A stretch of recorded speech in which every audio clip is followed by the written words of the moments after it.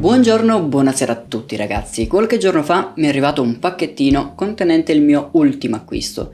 Dopo anni e anni di backup fatti a mano utilizzando i servizi di Windows, software specializzati che costano un occhio, servizi di cloud di vario tipo e quant'altro, e infine mi sono deciso anch'io, visto che semplicemente adesso la mia connessione internet me lo permette, ad acquistare un NAS.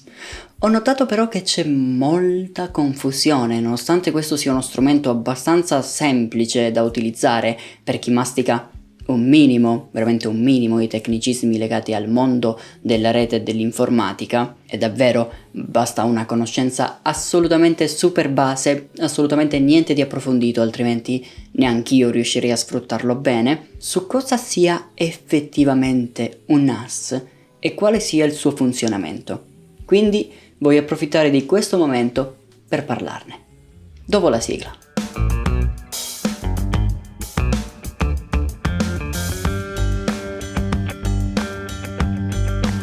A mio avviso, dopo averlo provato ormai per più di 2 settimane, ogni fotografo e soprattutto ogni videomaker dovrebbe avere un NAS in casa. Ma cos'è un NAS e perché io lo sto elevando tanto, dandogli tanta importanza? Il suo stesso nome, o per meglio dire il suo stesso acronimo, lo definisce perfettamente. NAS sta per Network Attached Storage, ossia uno strumento che ci permette di collegare uno storage fisico alla nostra rete internet. Alzi la mano chi di voi ha utilizzato almeno una volta servizi come Google Drive, Mega, Dropbox, OneDrive e simili. Bene, quando voi andate a caricare i vostri dati su uno di questi archivi cloud, questi vengono trasferiti, riordinati e gestiti in diversi luoghi del mondo, in base ovviamente all'azienda alla quale vi siete affidati, alla disponibilità di determinati server e a tantissime altre variabili. Ora, immaginate di poter ricreare lo stesso sistema di un Google Drive, di un Mega o quant'altro, ma a casa vostra sfruttando hard disk ed SSD fisici. Bene, questo è un NAS. Non so se sono riuscito a spiegarmi bene, ma nel dubbio cerco di approfondire un minimo. Un NAS ci permette semplicemente di caricare i nostri dati sfruttando la connessione internet di casa piuttosto che il classico cavo dati USB-A Type-C o simili all'interno di un disco di archiviazione fisico posto al suo interno che possiamo montare e smontare a nostro piacimento. A questo punto sicuramente molti di voi che avranno capito si staranno chiedendo: ok, e io come utente effettivamente cosa ci guadagno? Perché dovrei voler creare un sistema simile in casa mia quando ormai i cavi che permettono di trasferire dati sono sempre più veloci, sempre più rapidi, mentre le connessioni internet in media in Italia fanno più o meno tutte schifo? Non ci perdo in velocità di trasferimento dati? Beh, in linea generale la risposta a quest'ultima domanda è sì, anche se ci sono anche in questo caso moltissime variabili, ma comunque configurare un NAS personale e locale presenta veramente tantissimi vantaggi. Parliamone. Innanzitutto, la caratteristica sicuramente più interessante di un NAS per tutti gli utenti, che essi siano come me, fotografi, videomakers o che operino in qualunque altro settore, che abbiano una ditta o che siano interessati ad un NAS per scopi meramente personali, è l'interconnessione e l'accessibilità ai propri dati da remoto. Prima ho paragonato un NAS ai principali e più noti servizi di cloud. Bene, esattamente come si ha la possibilità di accedere ai propri dati su Google Drive, Dropbox o quant'altro da qualunque posizione, si potrà accedere anche al proprio NAS allo stesso modo. Che voi siate quindi in casa connessi da un altro computer, in treno con la connessione dati, in hotel al ritorno da un viaggio, pandemia permettendo, diamine quanto mi mancano i viaggi, o in qualunque altra posizione e situazione, in linea generale tutti i vostri dati resteranno accessibili direttamente dal vostro hard disk, fin quando il vostro NAS sarà acceso e connesso alla linea di casa. L'unico vero contro da tenere in considerazione per quanto concerne il punto interconnessione, condivisione ed accessibilità da remoto è che, a differenza delle grosse aziende come Google, Amazon, Microsoft e tutte le altre che possono offrire servizi di cloud, che possono e anzi devono permettersi sempre servizi di protezione all'avanguardia, il vostro NAS sarà molto più vulnerabile una volta che i suoi dati saranno condivisi nella rete, se voi non sapete come configurare e soprattutto proteggere l'accesso. Un IP statico non sicuro, una condivisione automatizzata dei dati e altri sistemi troppo rapidi e poco sicuri potrebbero permettere a chiunque di entrare nel vostro NAS e di conseguenza di accedere ai vostri dati e ai vostri hard disk. Ma non preoccupatevi, basta giusto un minimo di accortezza, un minimo di tempo libero e magari una buona password sicura, completa di autenticazione a 2 fattori, per aumentare a dismisura la sicurezza del vostro archivio personale. Però volevo comunque specificarlo perché non è sempre tutto oro ciò che luccica, e se siete amatori o persone che stanno sentendo parlare del NAS per la prima volta, credo sia bene sapere che se non trattati in un certo modo, se non configurati con i guanti, potrebbero comunque essere non troppo sicuri da utilizzare come sistemi.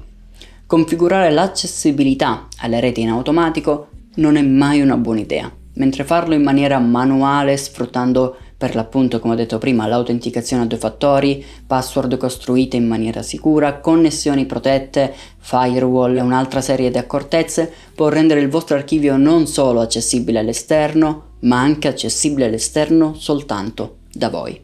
Ma questo è un altro discorso del quale parleremo magari in maniera più approfondita in futuro, qualora dovesse interessarvi. E a tal proposito, sentitevi ovviamente liberissimi di scrivermi un commentino qui sotto se siete interessati all'argomento, e in caso sarò molto felice di approfondirlo. Ma adesso chiudiamo la parentesi e torniamo a noi. Un altro punto a favore del NAS, e qui mi rivolgo soprattutto a chi come me fa un lavoro nel quale si spostano ogni giorno praticamente giga e giga di file, e quindi l'archiviazione ed il backup diventano effettivamente parti integranti e vitali dell'esperienza lavorativa, è la possibilità di creare backup programmati, sincronizzazioni in tempo reale di file tra più hard disk o SSD, o addirittura RAID di qualunque tipo. Ora, per chi non sapesse cosa siano i RAID, anche qui ci sarebbe da approfondire un sacco l'argomento, e probabilmente in futuro su questo canale lo farò, probabilmente farò un video dedicato ai RAID, perché ultimamente ci siamo concentrati veramente un sacco sulla fotografia e non vorrei lasciare troppo indietro il mondo tech. Ma per adesso, per semplificare in maniera veramente estrema il concetto, il sistema RAID permette a 2 o più dischi di lavorare contemporaneamente secondo alcune direttive prestabilite. Con i RAID si possono unire i volumi di 2 o più dischi e le loro rispettive prestazioni per avere sia più capienza che più velocità nel trasferimento dei dati. Si possono creare backup a specchio tra un disco e l'altro, sacrificandone almeno uno che diventerà la copia dell'altro o degli altri. E si possono fare anche un sacco di altre cose estremamente utili mischiando queste 2 caratteristiche per velocizzare di gran lunga il vostro workflow, o ancora meglio, a mio avviso, per proteggere in maniera maniacale ogni singolo file contenuto nei dischi che avremo precedentemente montato all'interno del nostro NAS. Inoltre, ultimo punto a favore dei NAS, ma non ultimo per importanza, è il fatto che saremo noi fisicamente a scegliere la capienza del nostro cloud personale. Infatti, il fatto che il NAS funziona tramite hard disk o SSD che vengono montati fisicamente al suo interno ci permette di scegliere, oltre al tipo di RAID, anche la capienza dell'intero sistema che avremo intenzione di utilizzare. Ad esempio, abbiamo bisogno di 2 TB di spazio in cloud, ci basterà montare un disco da 2 TB all'interno del NAS, oppure 2 dischi da 1 TB facendoli funzionare in contemporanea, o ancora meglio 2 dischi da 2 TB dei quali uno sarà la copia a specchio dell'altro in RAID, per poter essere così sicuri di non perdere nessun file, in modo da avere 2 volte ogni singolo file. Poi, per ampliare o ridurre lo spazio di archiviazione, invece basterà semplicemente sostituire i suddetti dischi fisici con altri dischi a nostra scelta. Niente di più facile, ed è per questo che è estremamente comodo. Il sistema di backup automatico invece dipende solitamente molto dal marchio del NAS che avete acquistato o che volete acquistare. Ad esempio il mio QNAP, quello che ho avuto il piacere di acquistare, rende disponibile gratuitamente nel suo store preinstallato un software che permette di gestire i volumi di ogni disco, di programmare backup, RAID e sincronizzazioni. Acquistando quindi questo NAS ho avuto quindi anche la possibilità di avere a disposizione in maniera completamente legale ed inclusa nel prezzo un'app che mi permette di gestire e programmare backup e sincronizzazioni. Inoltre si possono anche gestire, con lo stesso software sempre, gli hard disk esterni collegati tramite USB 3.0 e usare quelli come dischi di archiviazione per i backup, sistema che sto utilizzando esattamente in questo periodo anch'io per avere semplicemente una duplice copia di ogni mio file perché ho questa paura maniacale di perdere qualcosa. Insomma, assolutamente worth it, soprattutto se posso usare anche gli archivi esterni. In conclusione, il NAS è quindi uno strumento che io personalmente consiglierei da acquistare anche senza esagerare troppo con il volume dei dischi e quindi senza doverci spendere troppi soldi, a chiunque. Dai colleghi fotografi e videomakers a chi si occupa di grafica, musica o produzione di qualunque altro tipo. Inoltre può essere comodo anche per gli utenti normali, per chi ha bisogno di crearsi la propria libreria multimediale in rete sfruttando magari app come Plex, Kodi e simili, quindi per guardare i propri film sulla TV, per aziende, privati e per migliaia di altre situazioni nelle quali una tale condivisione in rete dei propri file può risultare essere comoda. Io da videomaker, fotografo e amante della cultura nerd sto amando il mio nuovo NAS con tutto me stesso perché lo utilizzo per 1000 cose diverse, sia perché lo bramavo da un po' e finalmente la mia connessione adesso mi permette di sfruttarlo al meglio, sia perché mi sta facendo evitare quei noiosi backup mensili che ultimamente nell'ultimo periodo arrivavano a farmi sprecare anche una dozzina di ore. E voi? Pensate che un simile strumento possa interessarvi? Conoscevate già i NAS o è la prima volta che ne sentite parlare?